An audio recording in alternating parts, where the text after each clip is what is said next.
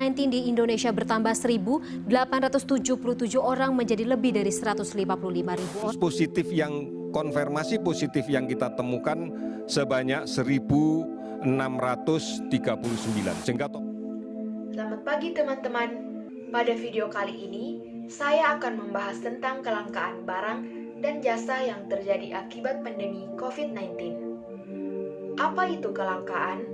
Kelangkaan adalah kondisi di mana kita tidak mempunyai cukup sumber daya untuk memenuhi semua kebutuhan kita.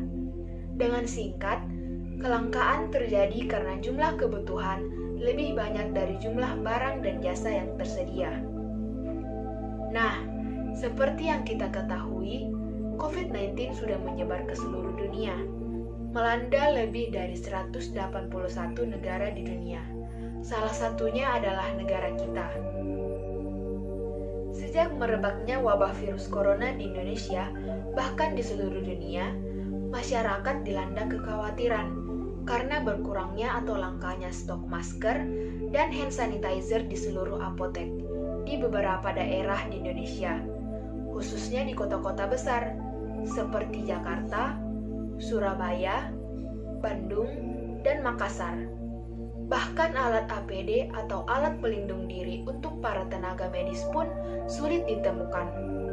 Tak hanya itu saja, alkohol dan vitamin juga ludes dari apotek dan toko-toko. Jasa penerbangan dan angkutan laut tidak berjalan. Dan jasa kesehatan menjadi langka karena bertambahnya jumlah pasien positif COVID-19.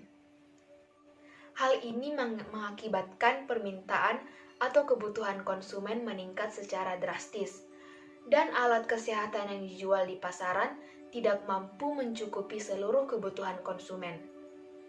Akibatnya, terjadi kelangkaan yang memicu harga pada kedua barang tersebut.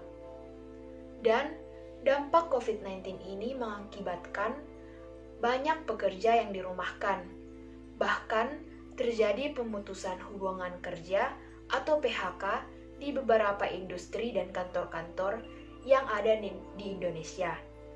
Akibatnya, warga tidak dapat memenuhi kebutuhan hidup sehari-hari mereka, sehingga mereka mengandalkan bantuan dari semua pihak, termasuk pemerintah. Lalu, apa yang harus kita lakukan untuk memutus rantai penyebaran COVID-19?